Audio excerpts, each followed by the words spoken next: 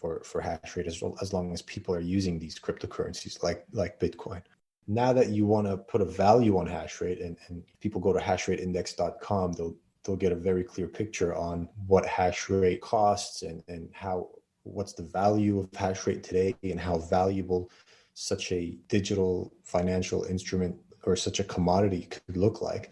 But the point here is, hash rate having value based on network effect, or is hash rate having value mainly based on the fact that this is what the market is paying for it at this stage, right? Ultimately, it's the latter. Anything's worth whatever people are willing to pay for it. But when we want to focus on value, we want to think about the fundamentals, regardless of what people are doing about it, or regardless of what people are saying they want to pay for it. What's the actual value of hash rate versus what the market wants to pay for it is what I'm trying to get at. And how do you achieve that method? I mean, how do you achieve that formula, and through what methodology? Yeah, those are really good questions. I try to default to analogies in these types of situations. Of course, you could make endless ones, but I think of it as real estate, where the machines are the property value, and those can fluctuate, and people have different views on property value, and that's based on supply and demand of either housing markets or whatever real estate you're looking at. But then the properties themselves also have dividend payments, whether that's you're renting it out or whatnot. And so similarly in mining, we're now seeing an era where there's two types of value when it comes to the hash rate markets. One is acquiring that hash rate, and so that's kind of the dollar value of your machine, or the token value that you're trading at, and that's how much people view 1 terahash to be worth in the long run. So in Poolin's case right now, PBTC 35A is worth $110 a terahash. In the case of new generation equipment, that's trading at around $66 a terahash. And so that's kind of the value of hash rate, but then it's tied to the output of hash rate. How much is hash rate generating you per day? And right now a terahash is generating around 23 cents per day in revenue. And so kind of those two in combination are the two value parts of hash rate. And so breaking that down, on the first part, trying to value how much 1 terahash is worth if you were to acquire 1 terahash today, I think you can do some fundamental analysis. You can do things like a discounted cash flow, where you're projecting out revenue of that as well as the cost, and discounting that back based on whatever internal discount rate you have, based on the kind of risk profile of that investment. You can also perform other investment strategies like IRR or whatnot, NPV for that investment. You could also look at it on a trading basis and just try and basically trade it based on how you think the market's going to go. I know people like Three Arrows Capital was early into BTC 35A, and so I'm sure they were just kind of trading it more based on how they thought the market was going to price it. And then on the ASIC side, I think it's less standardized. It's more bespoke, because every miner has a different operation, your electricity costs, how you can maximize the value of your hash rate once you've actually attained it. So each miner kind of looks at hash rate differently. A hash rate for you may be more valuable than a hash rate for a miner who's never been in the industry and is just ramping up for the first time and operating at north of 6 cents a terahash. And so different people have different views on it, but ultimately it comes down to fundamental analysis, how do you actually think this how much this hash rate is going to produce you over the lifespan of your investment, which isn't an easy task. And so basically forecasting revenue in mining is incredibly hard, because you have to make a huge bet on not only the Bitcoin price, but also how much hash rate is being added to the network, which is kind of a circular function on itself, because the higher the Bitcoin price, the more hash rate's added. The good thing now is that you can actually predict how much hash rate is going to be added, because all these companies are pre-ordering their hash rate, right? The majority of the ASICs, the equipment that's going to come online, is coming from these large public institutions that make public announcements about what they've bought and what they've purchased. So that's the good thing for us now, is the industry the sector is evolved enough to be able to have large corporations that are pre-ordering all their ASICs and hash rate to allow people to predict or assume on how hash rate is going to increase year over year. So then you get the difficulty rate of the network to come up with your expected earnings or dollar per terahash. And I find that very interesting because now you can actually use, existing and traditional financial analysis to value hash rate, and it's not something foreign to the financial world, right? Or to any investor that's been seeking a new opportunity to get into. You can still do that financial analysis that they're used to on, traditional stocks or traditional companies on hash rate, because ultimately hash rate earns you money on a daily basis, and based on that you can come up with a valuation. The challenge is understanding how much that hash rate is going to generate actually, right? And you really don't know unless you turn your equipment on, because that's, when you're going to hash, and that's when that hash is going to generate whatever coin you're mining, and then convert that into your fiat currency if that's what the investor is looking for. So ultimately, the actuals need to be based on existing operations, right? And there's a lot of these operations in place, and with proper algorithms and proper data and proper APIs, then it's possible to fetch such data and come up with such valuation, right? And then I know you guys work on, back-end programs that allow for this to take place. Can you tell us more about that?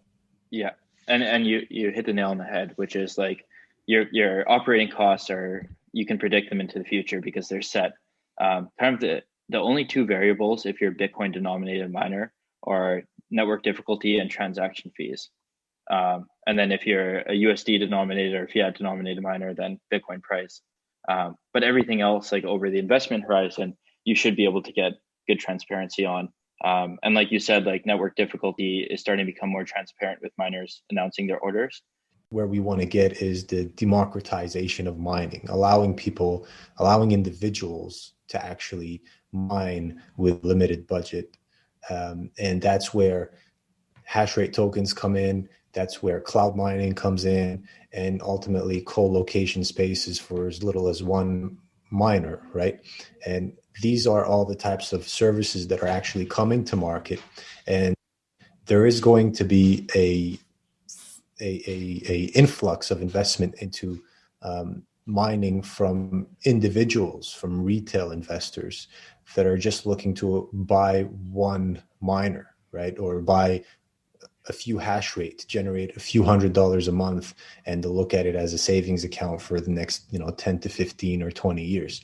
And that's what I think will keep the industry thriving, and will keep the sector growing, and will always enhance the security of the network, because all these people are now realizing the value in hash rate, the value in the Bitcoin network, the value in the way it is programmed to function.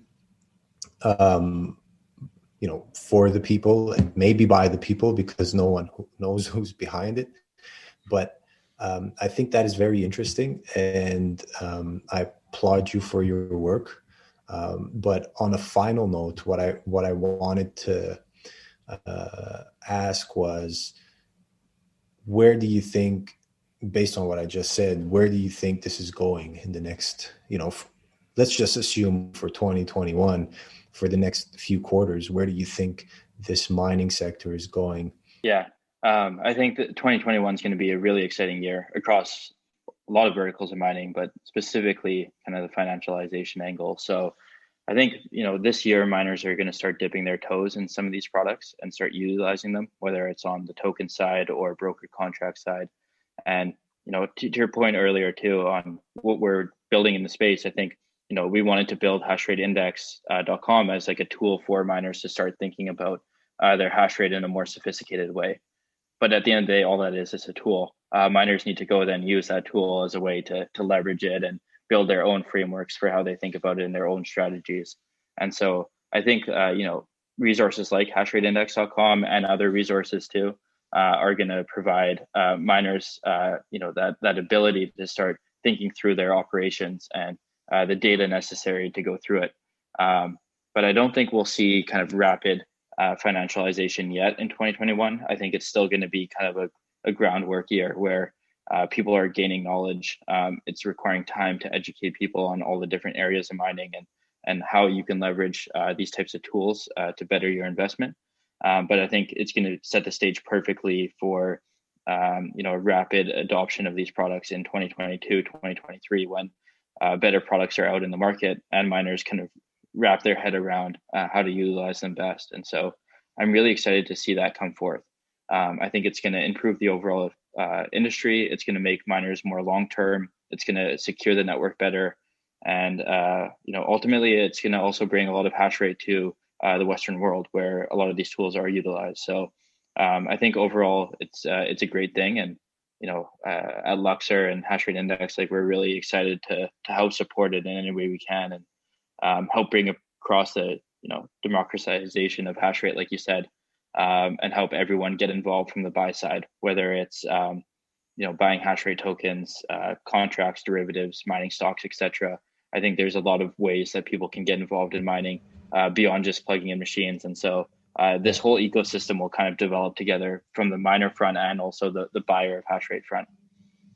Yeah. I really see it. I mean, on every episode, this is my 4th episode right now, and on every episode so far, I've been realizing the idea of the global socioeconomic construct needs to be rethought and restructured. Hashrate does that, right? Or the mining sector allows people to generate wealth at a fractional of the cost. And the only way to make sure that this is more advantageous than existing markets where or putting your money in a fixed deposit at a bank or in a savings account at a bank is to make sure that the network is secure for a long term. And the only way to do that is to increase the level of adoption on the network and to keep adding hash rate onto the network that is not centralized by one party, but spread it out all around the world, right? And the institutions with the most capital will be the ones who can afford to bring all of this hash rate onto the network. But then it is their responsibility to continue this mission of reconstructing the socioeconomic construct of the world by redistributing that hash rate that they purchased. And there's nothing wrong with redistributing at a margin for them to continue making a profit, but making sure that it is redistributed among the people of the world so that the network remains as secure as possible, right? And I find it a very interesting point. And I, the question is from people, why is it needed? Why is the tokenization of ASICs or hash rate? Why is this newfound investment method required? That is my answer. And I wanted to know what your perspective on that is. When at the end of the day, why do we need, tokenizing hash rate and ASICs? Yeah, well, I'd echo a lot of your sentiment. I think you put it well. On one side, I think it strengthens the network, so it makes miners stronger. It allows them to build out more longer term, which I think is incredible for the network. We want really strong mining firms. We don't want them on the edge of bankruptcy and unable to run long-term operations, because that's when I think somebody could come in and potentially control too much of the hash rate. We want the kind of distributed large centers of mining across the world, and lots of different companies contributing and individuals. And so philosophically, I think that's why these types of instruments are good. But I think they'll also be adopted just based on pure economics. In every robust spot market industry, eventually derivatives come out and people can make money trading them, trading risk for potential reward. And so I think, from a financial perspective, whether it's trading hash rate or trading rigs, eventually these are just going to be developed on pure financial basis. But I think all the incentives are aligned perfectly in proof of work. So I think, as we move forward, the networks